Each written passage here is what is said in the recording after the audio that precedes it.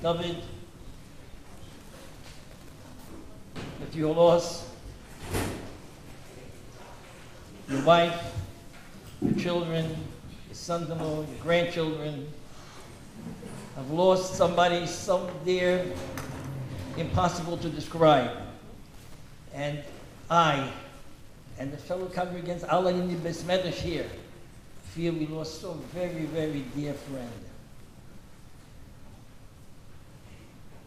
The minhag is that when someone would go to a Beis HaChaim and you'd want to beseech a neshama, he would go over to the kever and he would say, I don't know if the neshama is here at this guf. He would say, I will give tzedakah to the neshama that will tell this and this person that his family or his friends are here to beseech him, to be responsible to the Rebbeinu Shalom together with him. David, I don't have to tell anybody in the neshamas where you will be now. Your place in the community was at home and in the shul and the home, the shul and the home. And in between, you were in everybody else's home, everybody else is doing, helping them, everybody. You know, this Seder is Bahar. Someone asked me, Har Yisrael has two names. Why didn't we call Har Sinai this Seder as well? Why do we only refer to it as Har? Bahar. My son Naftali once asked me and said a pshat that the Gemara says that the Onon that followed Klal Yisrael through the Midbar flattened all hills in order that Klal Yisrael should have an easy path. There were except 3 hills that the Rebbeinu Shalom, that the Onon did not flatten out. Which were one? Har Sinai for Matan Torah, Hoyer Hor for Kvuras Aaron, and Har Nevoy for Kvuras Moshe. And that's what Rashi says in Parshas Chukas. And he asked me if that's the case, so Har Sinai, which is much earlier in the Chumash, why did Rashi bring that pshat, Har Sinai? Why did he wait until Hoyer Hor? And he said, Har Sinai was such an honor that he didn't wait that he to be flattened out. He just climbed down right away. Yeah, honor. And I believe that it's befitting for you, David. Anybody who knows you didn't make yourself famous. You were always interested on the sidelines. You looked for shalom. There were many times in your business deals that could have erupted, but you always quieted it down. You had that Amida Tova of Har Sinai, and you were like a Bahar. You know, on Yom Kippurim, the Kohen Gadol took out a Sefer Torah, and he read from the Sefer Torah. And after he finished reading from the Sefer Torah, he said, you know, Yosef Masha Korisi Khan, Kosov Khan. There's much more to say about the holidays, Torah, Yirah Shamayim, Yiddishkeit, more than what I had read to you is Kosov Khan. Why am I saying this? When the Rav Pam, Zecher Tzaddik V'Kodesh L'Brach, was nifta, he had a sefer that he always carried with him, the Mishnah Berurah. And there was a suffix what to do with this sefer. His son Aaron, Zolzan Gezut, wanted this sefer from his father. Somehow, someone took the sefer, and he heard that it's known that he buried the sefer together with Rapam, because it's a schus for the nifta to have the svarim that he learned with throughout his life together with him. David, I'm not in favor of iPods, but the iPod that you carried, if I would have known how much chesed is in that iPod, I would have said to the Chevra Kadisha, bury it with David. There are so many, many, many schusim that you have. You know, last night, the lights burned the whole night. I went to sleep about late, and I was very tired to go and shut the lights. But in the early days, I just called up David, 806, 1300, the lights were off. I couldn't do it today, yesterday. The schusim that you have, David.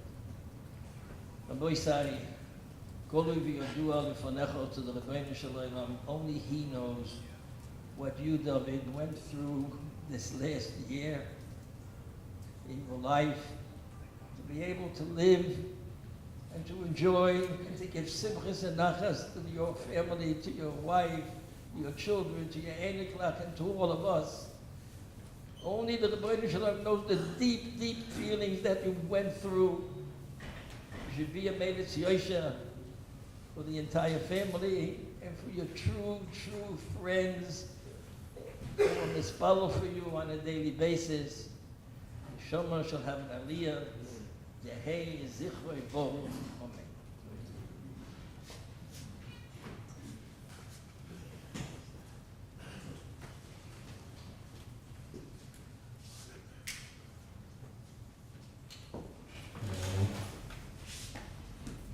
I'll start off by thanking everyone for coming tonight. I know for some people it's hard to come out on a weeknight, especially Thursday night just before Shabbos. I wanted to thank all those who participated in learning Mishnayos, Lizit and Nishmas, my father, David Yonason, Ben Harav Eliyahu Menachem, Olav Shalom. And I wanted to start off by learning the last Mishnah in Mikvos together, which was the Masechta that I chose to learn, and then we'll make the Siyum on the Shisha Siddur Mishnah. So the last Mishnah in Mikvos says, Achal ochlin tameim v'shasa mashkin tameim. If someone eats foods that are tamei, or drinks some drink that's tamei, taval, if he goes then dips in a mikvah, v'hakeon, and then he ends up vomiting out the food or drink that he ate that was tamei, tameim, the food stays tamei. Mipnei she'enon tahorim baguf, because even though he went in the mikvah already, what's inside the body, what's shielded by the body, cannot become tahor from the waters of the mikvah. Shasa mayim tameim. So now the Mishnah contrasts drinking regular drinks with drinking just water. That's tamei. Taval, if he then goes in the mikvah v'hakeyam and he vomits it back up to horim. The water actually becomes tahor along with the rest of his body. Mipnei sheheim tahorim baguf. That water specifically has a unique characteristic that it can become tahor along with the dipping in the mikvah. Bala tabas tahora, if someone were to swallow a ring that was tahor, nichnas l'ol mace, and then he goes into a room where there's a corpse, and he becomes tamei mace.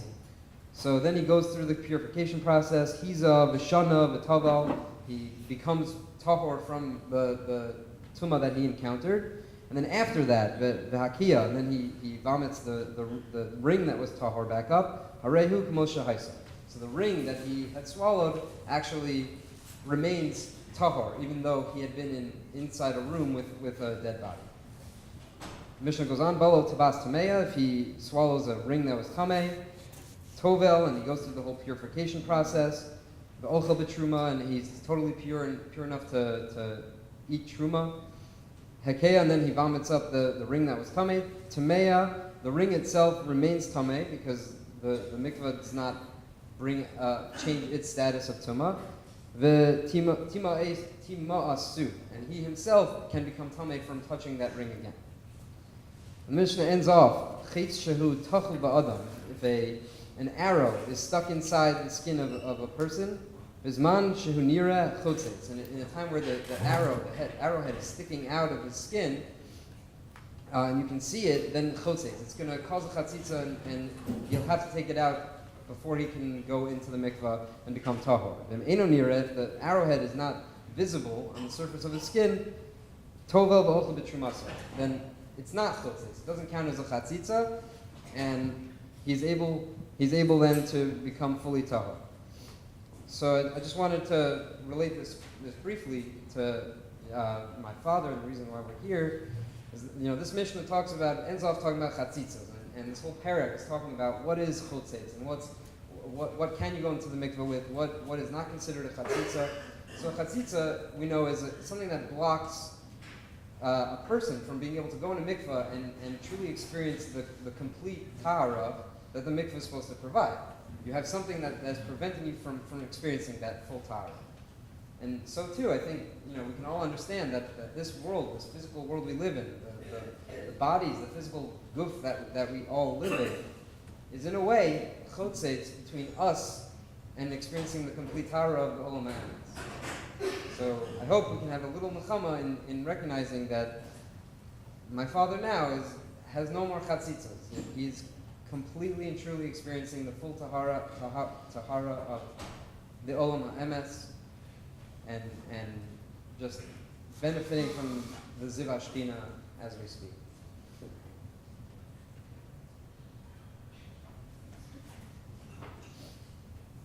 Hadron alach shisha sidre mishnah v'hadron chalon daitan alach shisha sidre mishnah v'daitan chalon v'nisna sheminach shisha sidre mishnah v'nisna sheminan lo ba'alma hadim lo ba'alma da'asa hadron alach shisha sidre mishnah v'hadron chalon daitan alach shisha sidre mishnah v'daitan chalon lo nisna sheminach shisha sidre mishnah lo sisna sheminan lo ba'alma hadim lo ba'alma da'asa hadron alach shisha sidre mishnah v'hadron chalon daitan alach shisha sidre mishnah v'daitan chalon lo nisna sheminach shisha sidre mishnah lo sisna sheminan lo ba'alma hadim lo ba'alma da'asa Harav Nadonai Eloheinu Stavreis Rosecha B'finu Fias Amcha Beis Yisrael V'niyah Kolonu Anachnu V'tzetzainu V'tzetzai Amcha Beis Yisrael Kolonu Yodi Shmecha V'lum Deis Rosecha L'Shma V'ne'oi V'yitechachmeni Mitzvosecha Ki Le'olam Hili Yehi Libi Tomim V'chukecha L'man Lo Yivosh V'olam Lo Ashkach B'kudecha Ki Vam Chayesani Baruch Atah Adonai Lamdeni Chukecha Amen Amen Amen Selo V'ed Modim Anachnu L'fonecha Adonai Eloheinu L'Yosenu Sh'samtach L'kinu Yoshe Beis HaMedrash V'lo Yoshe Kronosh Anu Mashkinu B'hem Mashkinu Anu Mashkinu D'vrei Torah V'hem Mashkinu D'var B'Telim Anu amelum behem amelum, anu amelum mekabel sachar, behem amelum inam mekabel sachar. Anu ratzim behem ratzim. Anu ratzim l'chayel l'mabah, behem ratzim l'var shachas. Shenemar yatol lim tordim l'var shachas. An shedam l'mirma l'yachsu yemei v'ani yiftach bach. Yiratzim l'fanecha Adonai Elohai k'shem she'azortanu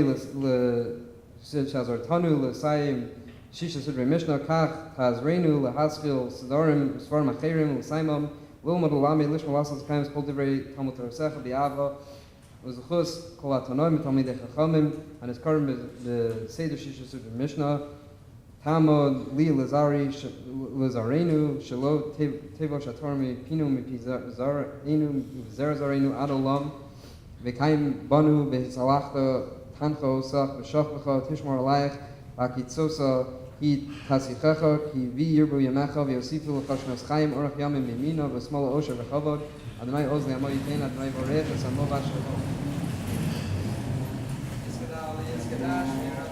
Amen.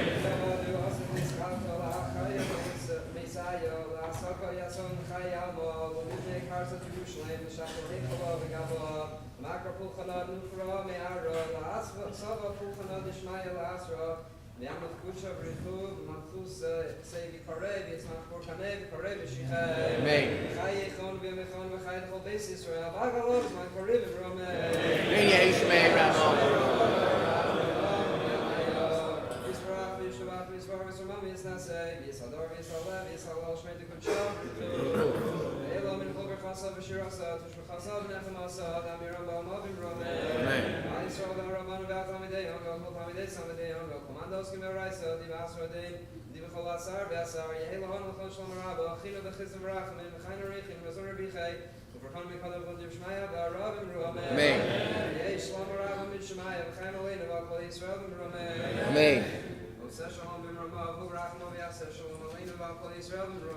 Amen.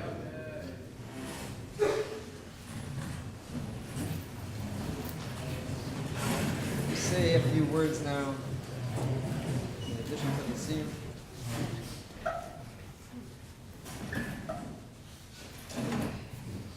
So here we are at my father, Alav Shalom Shloshim. the day that marks the end of stage 2 of Avelos. We had Shiva to help us deal with the initial shock of the great loss that we had. We then had all of Shloshim to try to figure out how we're going to move forward with this new reality that we have. And now we have the rest of the year to actually learn to move forward. You all knew my father. The joke of our family always was that my parents have 200 closest friends. And I just look around the room. It speaks volumes just to see the amount of people who came out tonight. I can't tell you how many times during the week of Shiva someone would come and sit down next to me and tell me, I felt like I was your father's best friend. And that's how he interacted with everyone. And no matter who the person was, he would go completely out of his way, no matter what, to help them out. This is one of the lessons that we all need to learn and to carry with us for the rest of our lives. We should never feel too busy to help someone out. We should never feel that we don't think we can help, even if someone's asking. We should always have that same chiyus that my father had by trying to help other people. Another lesson I learned from my father is complete devotion to Masorah, to Yiddishkeit, and to Torah. One of his primary goals in raising us was to make sure that all of us would grow up to be Shomer Torah mitzvahs. My father had the mentality of an older generation, where Chanoch Lanar al Pi Darko was probably interpreted as make sure that your kids stay on the derech by whatever force is necessary, a little different from today's education system. And for example, so my father would wake me up on time every Shabbos morning on time for shul. And inevitably, every Shabbos morning, he would go back to his room, and I'd fall back asleep. And he thought I was getting ready for Shabbos, for shul. And I can remember distinctly, I would hear his boots going down the steps, ready to leave the house, when he would yell my name from 2 floors down, asking if I was ready, where I was. I would jump out of bed so fast, start getting dressed, and yell down that I'm almost ready, I'll be down in a minute. To this day, every morning when I hear my alarm go off, I jump out of bed with that same yira, hearing my father calling my name. Growing up, anytime I or my sisters would go hang out with friends, my father always wanted to know where we're going, who's going to be there, how long are we going out for. Not because he was so controlling, but because he genuinely cared about us. And he wanted to know what kind of crowds we were spending time with. And he wanted to make sure that we were doing the right things. And also, he wanted to get to know our friends on a much more personal level as well. To this day, I know some of my closest friends would come to my house to hang out with my parents more than to hang out with me. I truly hope to be able to pass on to my children the same love of Jewish values and devotion to carrying on the Masorah that my father passed on to us.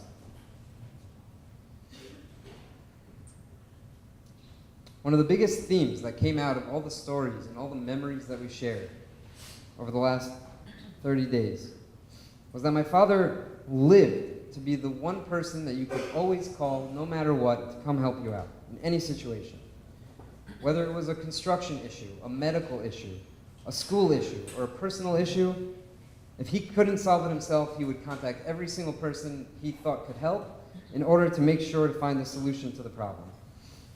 I remember once he printed out a CT scan of a patient and blocked out the name. He gave it to me and told me I had to call a doctor that I knew so I can discuss with that doctor what's the best treatment for this person. I didn't even know who it was. My father wanted to protect their privacy, but he needed to make sure that I could get through to anyone that I knew.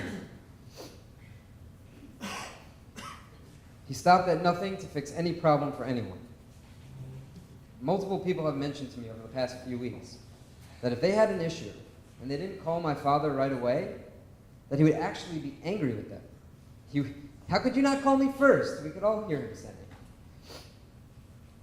There was one time recently where, despite all his efforts, my father realized that he couldn't help in a certain situation. He actually cried to me, saying that he felt so helpless, and he'd never felt so helpless in his entire life. That was his life. Every action that he did was to help people and to figure out how, in some way, he can fix a problem.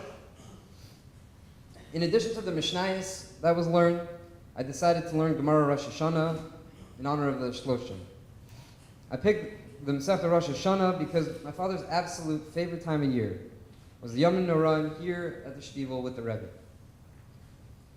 He was on a different madrega, sitting right there in his seat, year after year, watching the Rebbe and his children lead the Kehillah on Yom Adin. While learning this Masechta, there was a particular line that jumped out to me in relation to my father. On Daf Tes Amud Beis, the Gemara there speaks about the concept of Orla. And Orla, the din that for the first 3 years of any fruit tree, you can't pick the fruits off the tree for yourself. And it has to define what's considered a new tree and a new planting, whether you're grafting from one tree to another, or if you're going to bend a branch from a tree and have a new tree grow out of it. It's trying to figure out what's considered a new tree and what's not. Tosfos over there spells out explicitly that in order to be considered a new plant, a new tree, it has to be that the new one is actually cut off and separated from the tree that you're grafting from. And the lashon that Tosfos uses there was very specific, and that's really what spoke to me. Tosfos there says that the distinction is shelo nifsaka me'aviha, that if a tree was not separated from its father, and only then is it still considered a continuation of the previous tree. Shelo nifsaka me'aviha.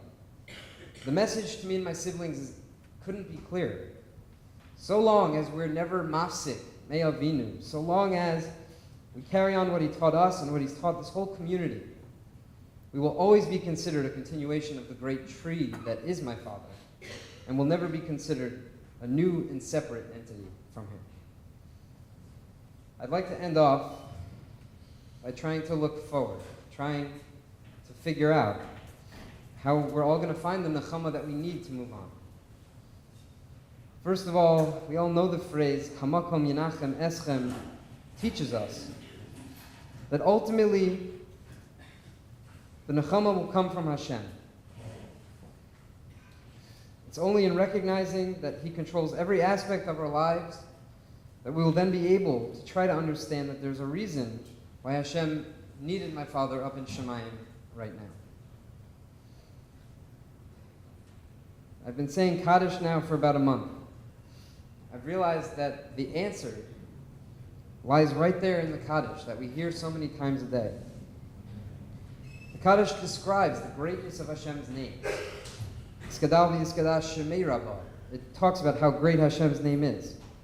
And it shows, in showing how great it is, we say, Le'ela min kol birchasa, greater than any bracha, v'shirasa, or any song, tush b'chasa, or any praise, and the next word, v'nechemasa, any consolation, or nechama. What we're saying amen to so many times a day is the recognition that even the greatest possible source of nechama that could possibly be found here on earth doesn't even hold a candle to the greatness of Hashem.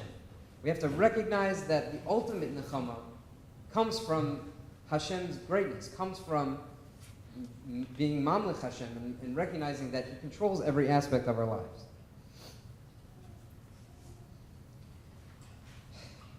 I mentioned before that my father's had a great love for Rosh Hashanah and the Yom Noraim.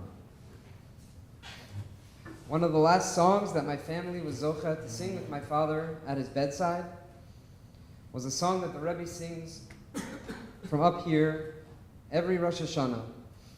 And when the Rebbe came to visit my father in the hospital on Chol Moed, we were able to sing the song again with him, my father clenching my hand on one side, the Rebbe's hand on the other, shaking our hands as we sang with him.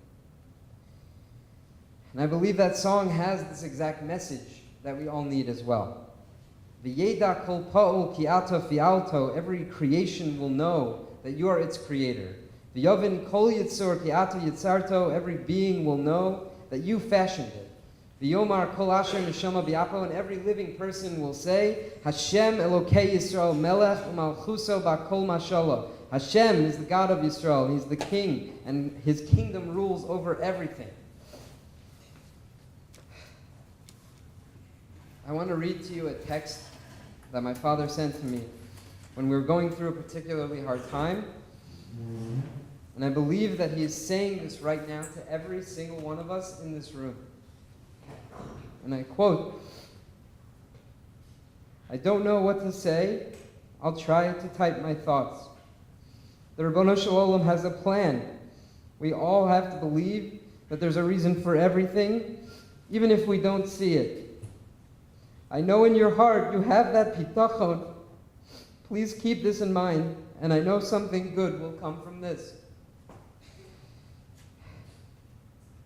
My Father wanted each and every one of us, wants each and every one of us right now to have that bitachon, to know in our heart of hearts and realize that Hashem has a plan, that something, for whatever reason, this is what Hashem wanted, and this is ultimate good because that's what Hashem is, and we can't understand it right now. And if you'll all join me for just a minute, I would like to, one more time, sing that song from Rosh Hashanah with the proper kavanah right here, right now. The proper kavanah, knowing that Hashem rules everything. And hopefully this recognition of the greatness of Hashem's name will bring us all the nechama that we need right now.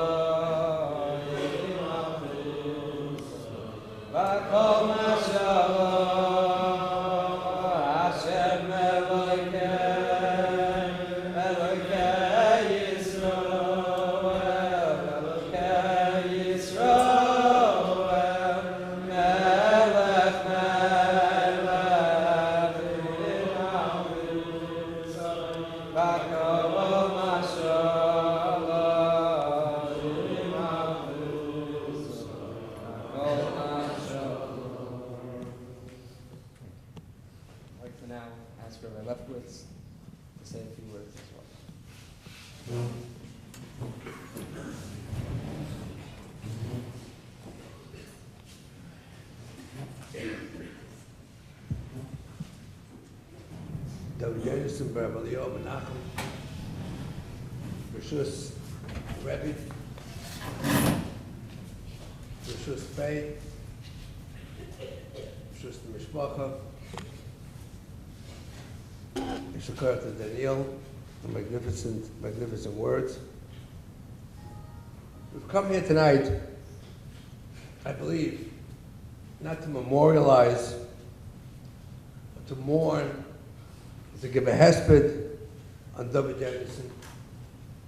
But to me, it's more to celebrate his life, what he stood for, and what we could and really need to learn from him. I know for myself, and I'm sure that there are many people here that could say the same thing. How many times over the last 30 days did you instinctively go to your phone and want to dial 807-1300? How many times did you say, and I know I said it many times, you know, I really need David now. If only David was here, David would know what to do. The Bnei Yissaschar says that the 49 days between Pesach and Shavuos, that they're split up between before Lag BaOmer and after Lag BaOmer, which comes out, there are 32 days and then 17, which he says is the value and the meaning of Leiv Tov. There's the 32 days is Leiv, the 17 days is Tov, which corresponds to the Mishnah Avos, where the Mishnah Avos tells us, Su'u Ru'u, Ezu Derech Yishar Sheyidbek Ba'adam. Rabbi Eliezer says, Ayin Tova. Rabbi Eliezer says, Leiv Tov. And the Rebbe said, Roy Ani es Divrei Rabbi Eliezer ben Aruch b'Divreichem shebechal Deborah b'Divreichem. That what a person is supposed to have is a Leiv Tov. I believe just as the students of Rabbi Akiva were nifted during these times, because Shleino who covered Zelazeh, I believe that the B'tira of David is a lesson to us in our failure in having the proper Leiv Tov. That's what he personified. He personified, without going into vignettes or stories or anecdotes, he personified the Leiv Tov. For us that are sitting here tonight, it's something that we need for us to really take to heart, literally to heart, and to inculcate ourselves with a Leiv Tov. The Mefarshim tell us that there's a pasuk, there's an injunction, a mitzvah saseh, Dabra b'nei Yisrael v'marta lehem kedoshim tiyu ki kodesh ani Hashem Elokeichem. We're told with an imperative that we should take upon ourselves to be kadosh, to be holy, like HaKadosh Baruch Hu. Rashi says already, the Melamed Shenember Parsha Du Bahakel, this Parsha was said Bahakel in front of everybody. Men, women, and children. Men, women, and children, each one of us, are told that we should be holy, we should be kadosh, ki kadosh ani Hashem Elokeichem. We should be kadosh like the Rebbeinu Shalom. How is it possible to give us a mitzvah that each and every one of us should be kadosh like Hashem Elokeichem? Yochel Kamoini, says the Medrash. Is it possible that you should be as kadosh as HaKadosh Baruch Hu? Does it mean that every single man, woman, and children have to be holy like HaKadosh Baruch Hu? How do you attain that? So another Medrash, it says, Mahu Rachum Afator Rachum. As HaKadosh Baruch Hu is compassionate, you have to be compassionate. Mahu Chanu Afator Chanu. Rav Shimon Shkop, in his epic work, Shari Yosher, his Akdama, says something phenomenal. And it's similar to things that I see in the Hasidic Sfarim as well. What is the meaning of Kedusha? If I wanted to distill the meaning of Kedusha into its basis form, if I wanted to give you an idiot's guide to Kedusha, what would I write? Says Rav Shimon Shkop, to be like HaKadosh Baruch Hu, HaKadosh Baruch Hu created the world. Why did he create the world? He created the world because he had a feeling that he wanted to give. Giving is Kedusha. Taking is Tumah. The more that you give, the more Kedusha that you acquire. The more that you take, the more Tumah that you get. HaKadosh Baruch Hu created the world because he wanted to give.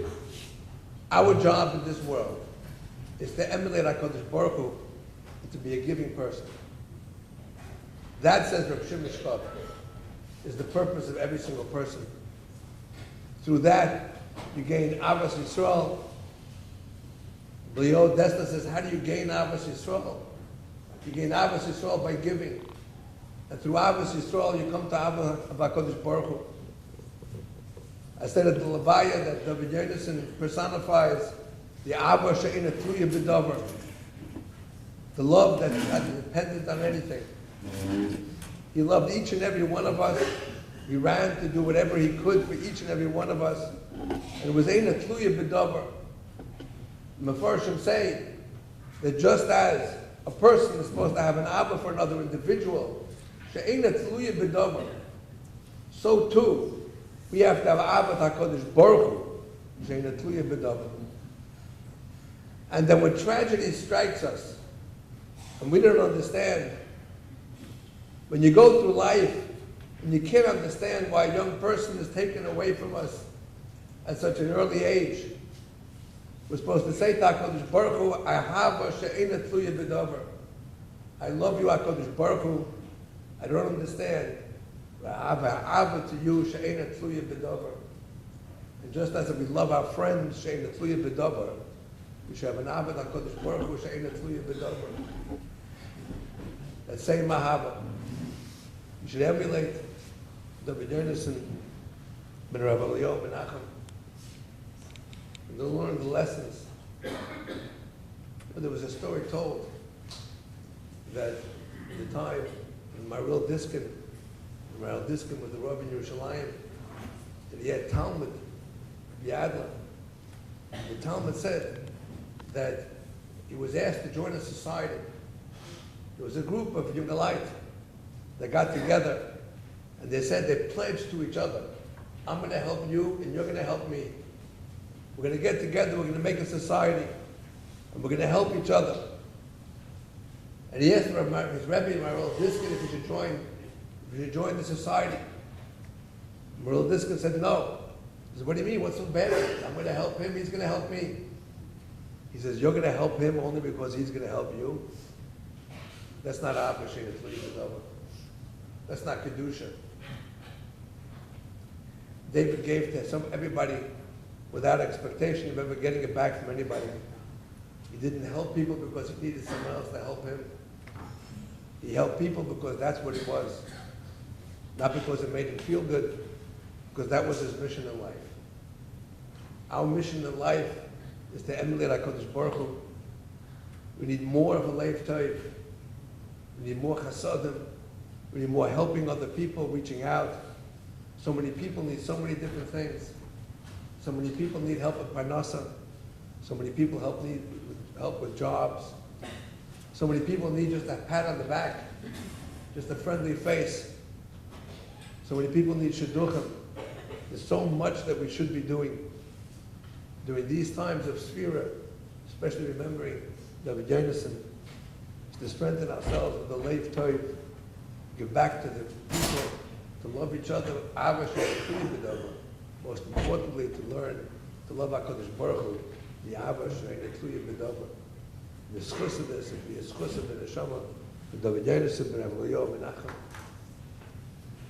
This neshama should be Yoel, Hashemayim Shomayla, Ben Haneinu Shomayla, the wonderful place that He's taking Mitzvah Hashem, and continue to watch over us, continue to do chasadim for all of us as we continue to emulate His life.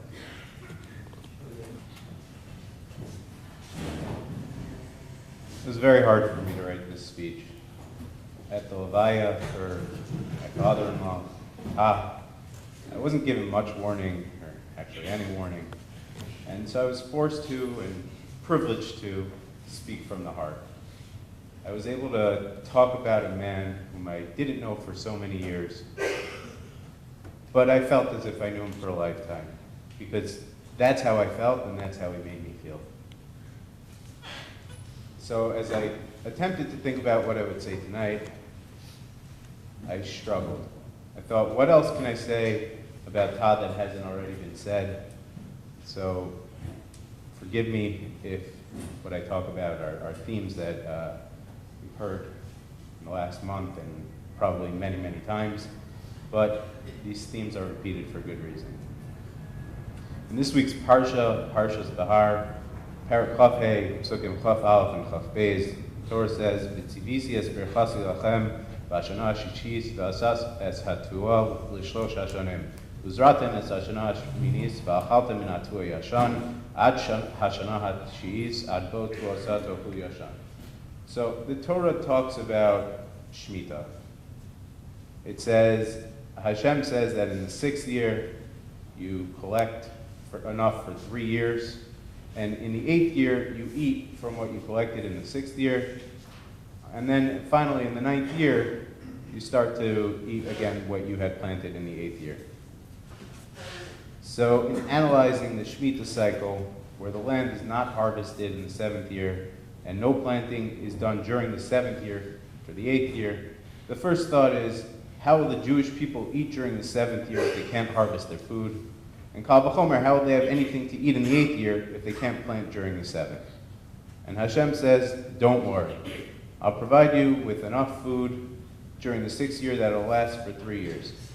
Hashem promises to provide for Bnei Israel regardless of what the state of the land is. No one will go hungry. To me, it became pretty apparent what this was talking about. Obviously talking about Emunah and parallels greatly with my father-in-law. The Chazon Ish explains that while Hashem's promise to provide during the Shemitah and afterwards does not guarantee that every individual themselves will have enough for 3 years necessarily, it does mean that collectively the Jewish people's land will yield crops that exceed the natural, the derech hateva. Jewish people as a whole will have enough for 3 years. They'll be fine. In this way, Hashem reminds us that He's the one who controls the natural order. Hashem is the one who chooses to dispense and provide beyond the natural order for each individual and for Klal Yisrael as a whole. Shemitah, therefore, emphasizes the greater good of Klal Yisrael and the emunah that one must have that Shemitah will work as promised. I can say with certainty that this was my father-in-law. He cared about the greater good, about all of Klal Yisrael, even if that meant selected portions being given to others instead of him. In fact, he preferred that they be given to others before him.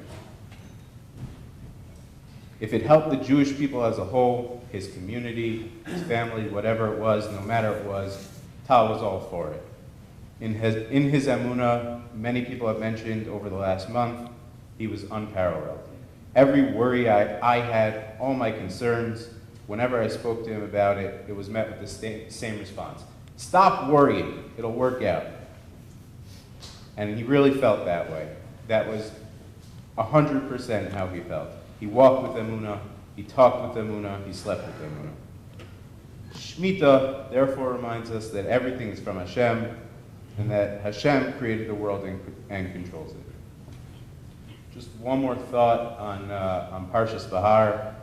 At the end of the Parsha, it discusses donations to the Beis HaMikdash. As we stand here in the shtibel, everyone knows how much Tal loved the shul, how much he loved the Rebbe, and how much he would do anything for this Beis HaMikdash ma'at. The Tal, the shtibel, and the Rebbe gave him strength, and he did not see everything he did in the shul as a burden, but rather it was his special gift. It was an honor. He donated his time, his efforts, his heart, and his soul to this Beis HaMikdash ma'at. As the Rebbe noted in the Levaya, at the Levaya, Tal was not just a Baal Chesed. He was Shomer Torah, Shomer Mitzvos. He davened here, he learned here, and he took it all with him to his family. If the Rebbe was Machmir, my father-in-law was Machmir, no questions asked. To me, to Lauren, to Naftali, and Hannah, Ta is the ultimate example of who we should follow in life. He's an example of emunah, of bitachon, and of the need to worry about Klal Yisrael as a whole and to put their needs above ours. While trying to approach a challenge a few weeks ago, Lauren and I both thought, well, what would Ta do? It is with this question that I hope to raise our family, because I know that if my children say, what would Ta, what would Zadie do, they are on their way to a life of Torah, mitzvos, emunah, and chesed. May David Yonasan ben Arav Elio Menachem Alav Hashalom be a Melitz Yosher for his children, his grandchildren, for my mother-in-law, for the community, and for all of Klal Yisrael.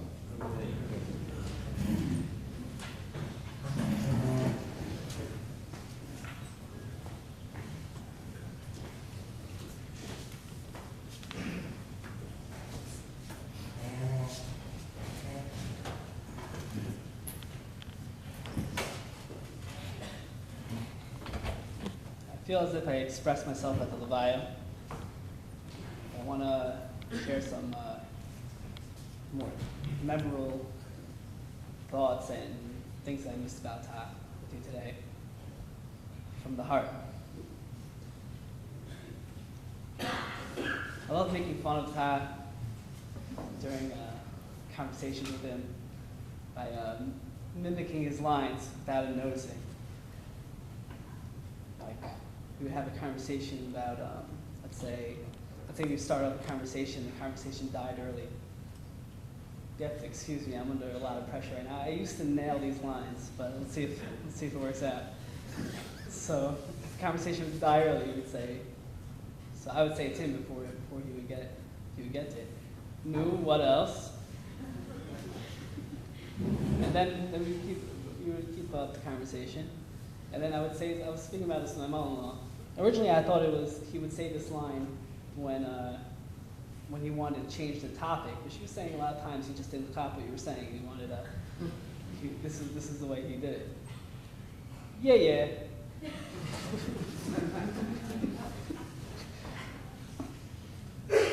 Every Shabbos, Rachel and I would call him up and call him on time and tell him how Shabbos was.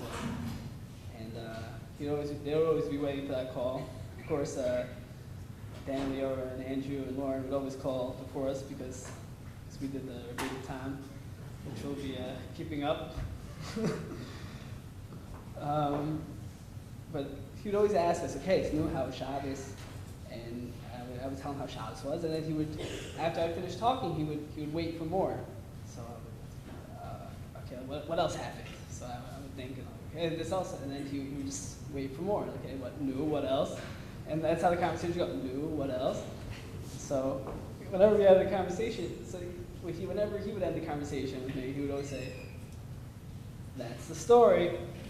So that's how I would always. I love doing that with him. And he never really caught I was doing that until recently. I made it a little bit more obvious. But Hashem, it's a huge bracha to find one spouse, but to get along with that spouse's family is even a bigger bracha. And really, Hashem, I get along with Ma so well. She's even taken Hensha, Buba, and myself in. And it's okay because we're both Pisces. So, we're relaxed, we're chill. So it's going to be all good. I know you're always wondering if I'm laughing at your jokes or with you, laughing at you or with you. And you should know I'm really a big fan. I really consider you a second mother to myself.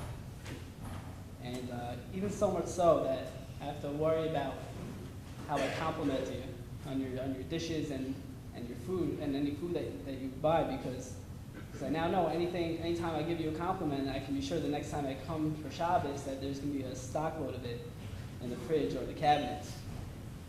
And I really think that's why Ta was so keen on complimenting you behind your back as well. I think that was the reason.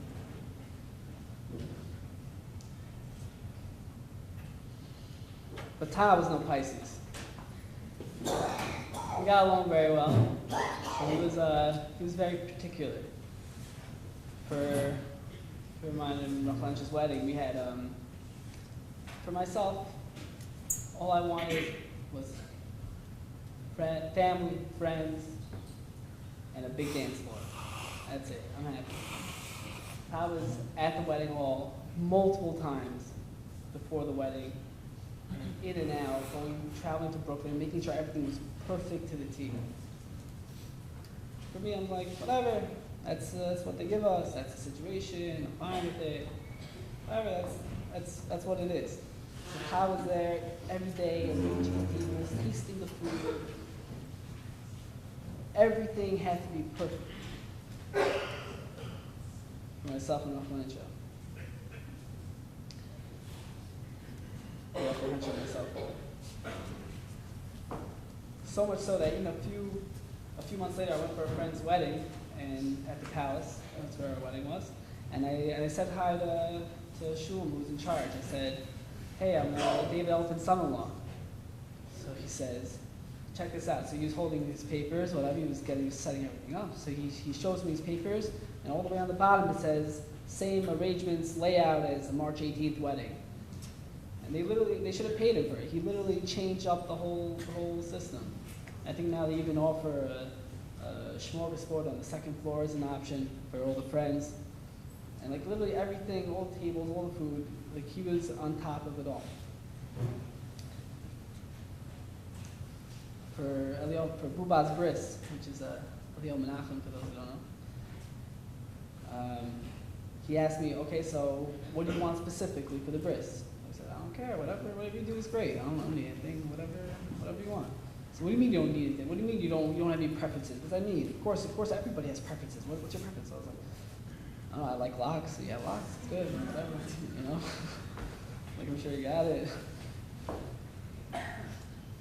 But literally, how someone was very particular, and it was something that I believe was, I'll ask a question. Everyone spoke about how Tao was able to do so much mitzvah, so much chesed. Anyone could call him up at any point in time, and he had two rules. One rule was he would help you with any way he can, even at a moment's notice. And number two was that he wouldn't take a dime for it, nothing. How did he have the kochos to do this? It wasn't just one person calling, it was multiple people. His family, his friends, his community, everyone's calling all the time. And also he was doing his own things that he wanted to do. He wanted to do, like I spoke about the guy, he wanted to do the matzahs. When I came to visit him at the hospital when he first got in, before he was on the ventilator, I told him, I was like, oh, you were doing the matzahs this week? And he was so upset, like, oh, like who's gonna do the matzahs? I wish he could do it. He loved doing it. He was always running in and out and doing it. How did he have the kochos to do this day in and day out? You get tired, you get like, whatever, I did enough. It's over. And just yesterday, I was on the train coming home from school, and I was learning Musar from the author Bavli Mishkan Evner. Anonymous author, I don't know if he is. So he was quoting Mesil Shloshim, where Mesil Shloshim talks about, he writes, the general rule is that a person always needs to strengthen himself and increase his zeal to do the mitzvahs and throw away the laziness that is preventing it. The author goes on to say, he gave a suggestion to overcome laziness. A person needs to get used to doing things not because he's obligated to do those things, but rather because he wants to go against his lazy nature. An example he gives is where a person is sitting by the table and suddenly notices that there's a fork there instead of a spoon. So he might say to himself, okay, whatever, there's a fork instead of a spoon, what's so bad? But no, he should get up anyway and switch the fork for the spoon, specifically so he can overcome his laziness. Not because it's a mitzvah, but do it anyway because it's worth it just to overcome that midah of laziness. This is the midah that Taha, he was always doing. He was very particular. For me, I'm like, whatever. It's okay. I have a fork instead of a spoon. Whatever. I'm eating soup now. Like, who cares? Whatever. But this is something he would have been very particular about also. Like, no, this has to be the way. It has to be right. It has to be the way it is. And I think that's how he had the kochos to do so much, because his whole life, I don't know if he had the kavanas when he was doing this, like thinking, oh, I'm going to conquer the midah of laziness by doing this, but that was his personality, and that's how he was able to do so much by making everything, by doing everything. He went from, the Rebbe spoke about before, told me about going from chemo to minyan. He spoke to Gabriel Mittman at Shiva, going from chemo to minyan to work. Who does that? How do you have the kochos to do that? You go to sleep, you go nap. Everyone understands, and that's the way it is. But no, he used all of his kochos to live such a fulfilling life, and I think this is how he did it. So if we can all take a lesson from Tai and incorporate in our lives, that was something I thought was very special for me, especially because my midah was the Pisces way. It's just like whatever. But That's something I really, I thought was amazing.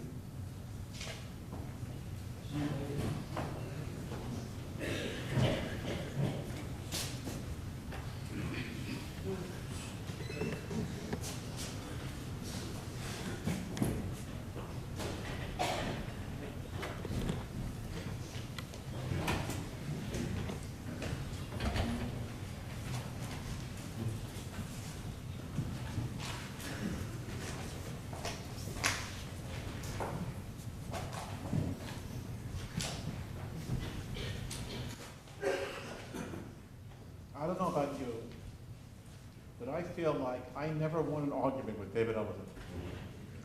And it didn't matter what the argument was about. For example, he never liked to hear me complain. He said, if you're just going to complain, then don't bother talking to me. So I listened to him and didn't talk to him. After a few days passed, where we hadn't spoken, he called me and asked, what's the matter? You're not talking to me? That wasn't the only time David had some fun with me. There was the time he installed an app on my phone from where I could set my lights for Shabbos, as well as remotely turn lights on and off in my house. Unbeknownst to me, during the setup, he also put it on his phone, figuring, and rightfully so, that I wouldn't have a clue as to how to use it myself. When I got home to try it, David, as he was known to do, wanted me to do it on my own without him being there. So I just called him to walk me through it. I hit the button to turn my dining room light on, and it actually worked. I then turned my den light on, but the dining room light suddenly went out. I turned the dining room light on again, and the den light went out. After a couple more attempts at this, I heard loud laughter coming from my phone. It turned out every time I put a light on from my phone, he was turning it off from his phone. Very funny. As you know, I had the strength of sitting next to David in shul.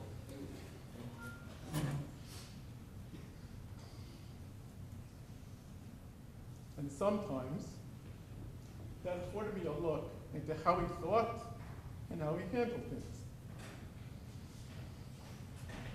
David always seemed to be dealing with the temperature in shul. I remember one time when some people on one side of the shul complained to him that it was too cold.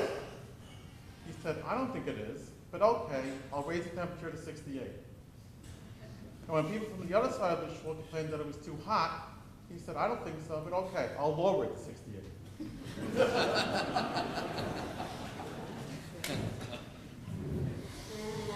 The Mishnah in Pirkei Avos says, "Asay lecha rab u'knei lecha chaver." Make for yourself a rabbi and acquire for yourself a friend. There are two questions here. The first question is in regards to the use of the singular versus the plural. I understand why the Mishnah encourages making for oneself a rabbi in the singular, as it is very normal for a person to only have one rabbi. Even though, as we all know, David had a strong kesher to many rabbis. However, isn't the Mishnah selling us a bit short by encouraging us to acquire just one friend? Why not haverim, many friends?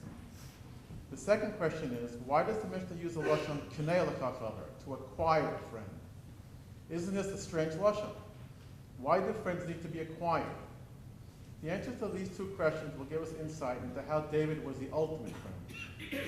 Friendships can be difficult to maintain. However, the Mishnah is telling us that a person should acquire for himself a friend. Find that one friend that is a model friend. Someone who will go out of his way to ensure that you are being the best version of yourself. Of course, the Mishnah wants us to have many friends. However, it uses the singular form, chaver, to convey the importance of finding that one model friendship that will lay the foundation for enhancing all the relationships in your life.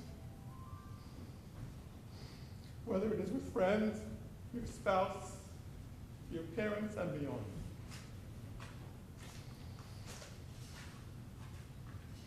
To answer the second question, we have to better understand the word knei. The concept behind knei, or acquire, is to look into whom one chooses to be his friend. Just as you would research an item before you buy it, to make sure it is not of poor quality, so too, when picking a friend, you should consider the type of person he is. ensuring that your friendship will be mutually beneficial, bearing in mind that the purpose of a friend is personal growth. It is logical that we should choose someone whom we feel will inspire us to grow, someone who has traits we would like to emulate. Isn't that worth an investment? You know, maybe there was one argument that I did win with David after all. I once told him he had 1 million friends. And his response to me was, I have no friends. But look around now, David. What would be your argument now? He'd probably still say he had no friends, and that everyone is Faye's friend. Well, that would be true. And as much as we have spoken about all the chesed David did, I think Faye set the stage for him to do it.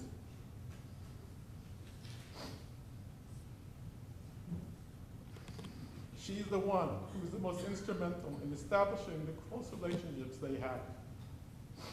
Faye has that unique ability to instantly make people feel comfortable, conveying sincere interest in their lives and a sense of genuine caring. That was on display at the hospital, with Faye making friends with everybody, from the maintenance people to nurses and doctors. Maybe that's why David told her she was the only one who could keep him calm as he was enduring the rigors of his treatment. Still now, it is her strength that allows us to stay calm and have some nechama. So if I may, for everyone here, it is a very difficult day. There really are no right words to say. But I know this has to be the way. Continue loving David while taking care of Faye.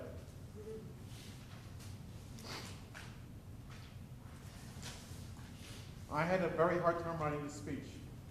The most obvious reason being that, even though I tried, capturing the essence of David's friendship in only so many words is virtually impossible. Is there anyone here tonight who doesn't feel as if they've lost a best friend?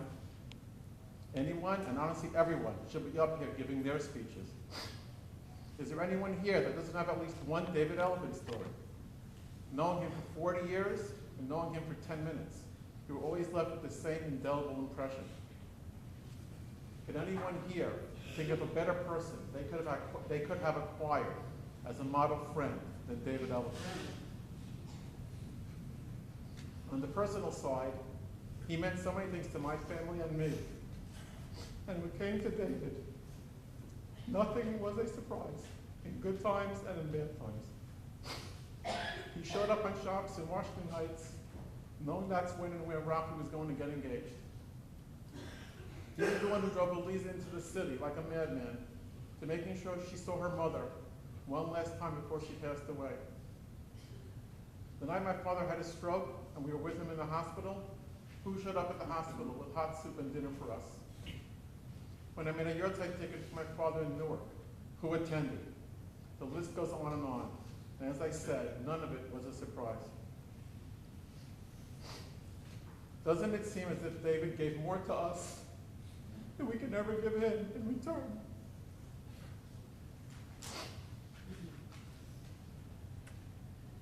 Maybe that's why it has been so hard for all of us to accept his loss. We still feel like he's here with us. There seems to be nowhere we go where we don't see him or feel him. He's in every shul, every school, every store in Central, and everywhere elsewhere. We can still even see Elefant security system signs. We still feel like we can call him, and he'll be there answering his phone. At the very least, we'd like another chance to tell him how much we appreciated him. Not only for the favors that he did for us, but for being the shining example of what it means to be a friend. Hashem was Kona himself, the best of her.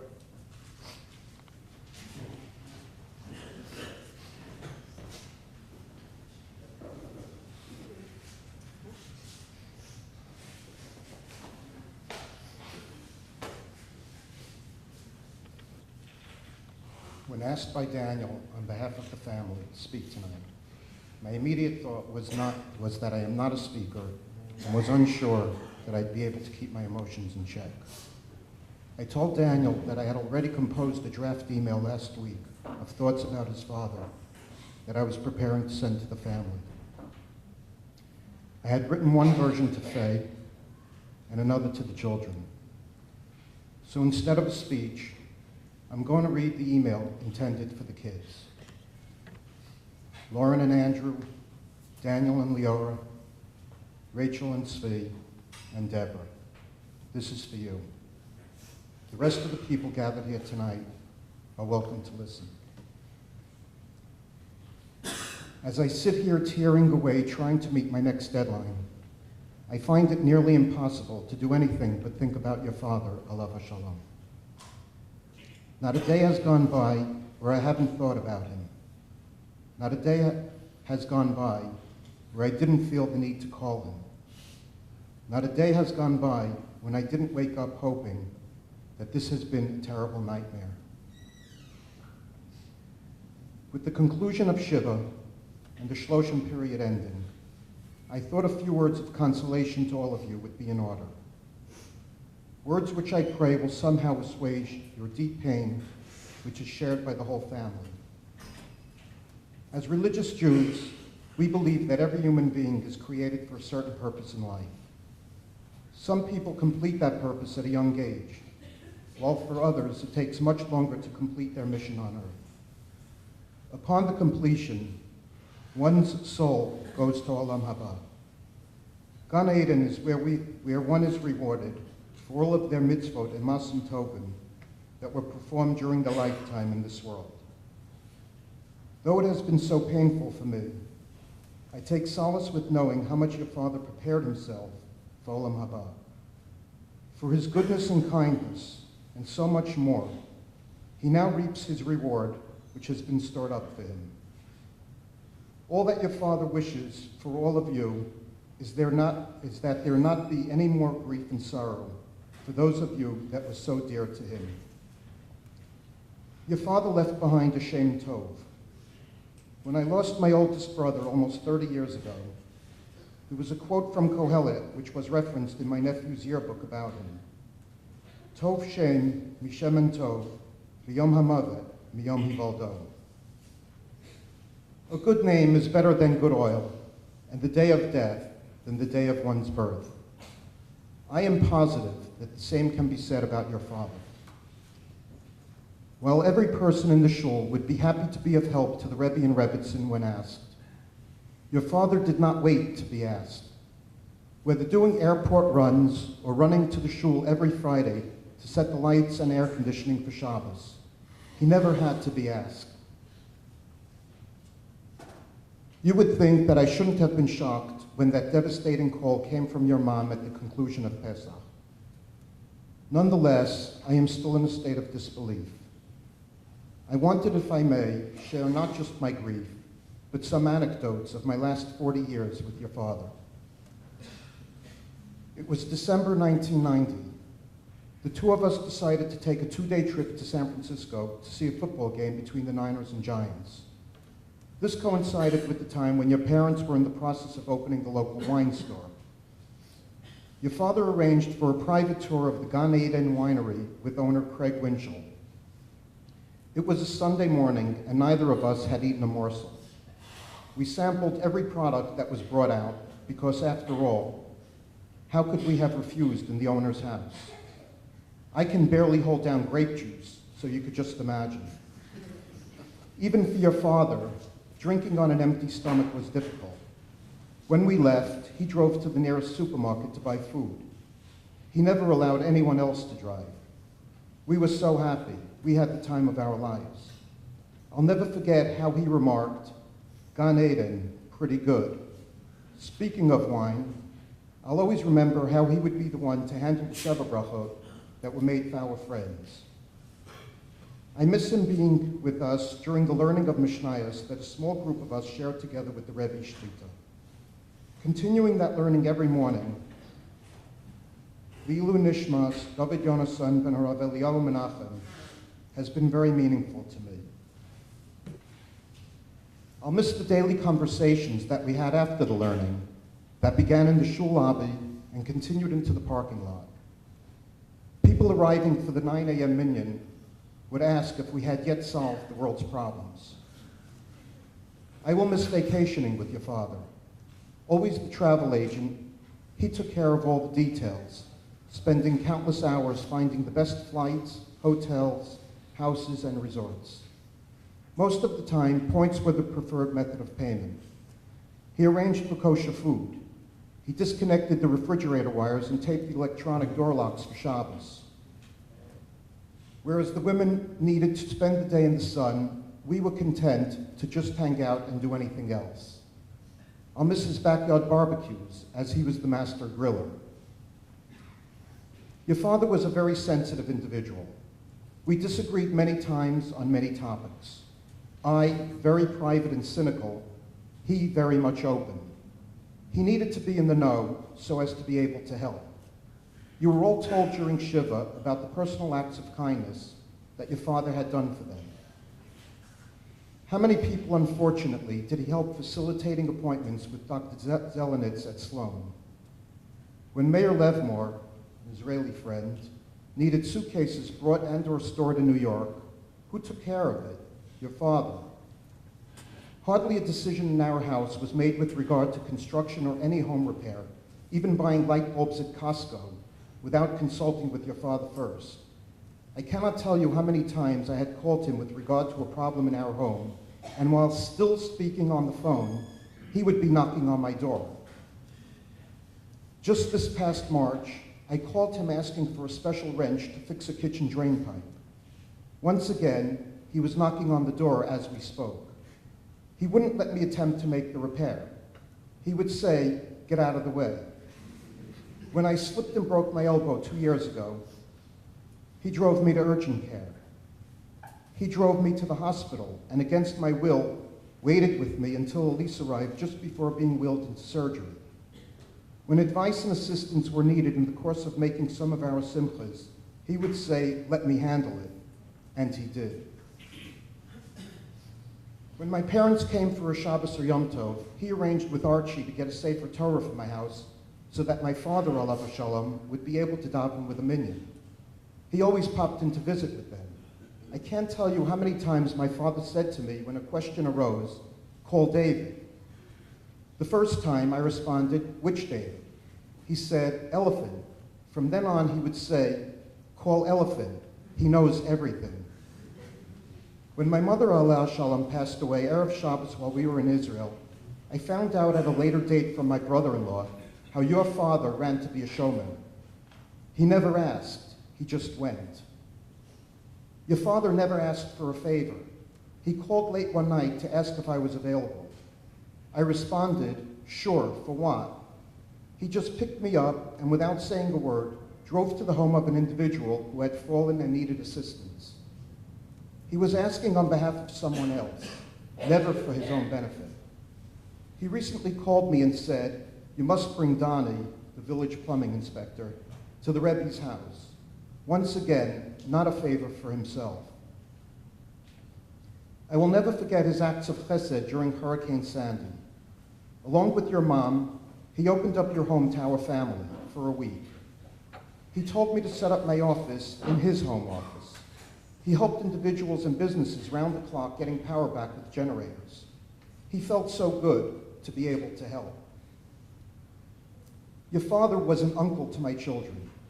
The truth is, he was an uncle to so many of the children in the shul. Harry and I used to joke, 807-1300. My whole family knew that number. We didn't just call him for help with repairs. When there was a halachic question or a question on kashrus, we would say, "Call Dave," as we didn't want to either bother the Rebbe or couldn't reach my brother in Israel. Of course, Elefant knows everything. Whenever I called your father, I would always know exactly how he was doing. If he would answer with a long drawn-out, "Yes," then I knew everything was Baruch Hashem and he was feeling well. That was music to my ears.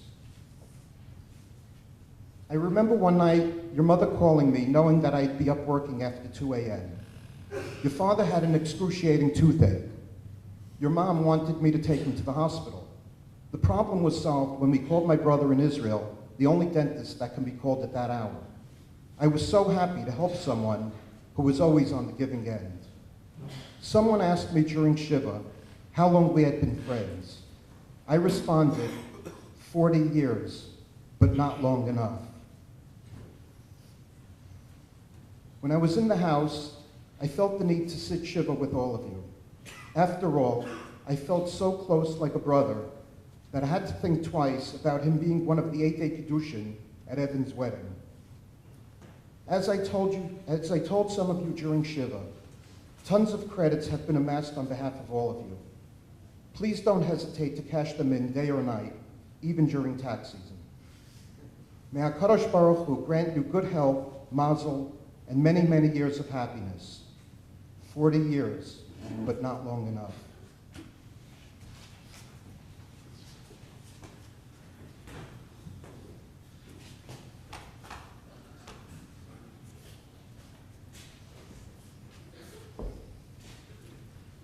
Thank you all again for coming.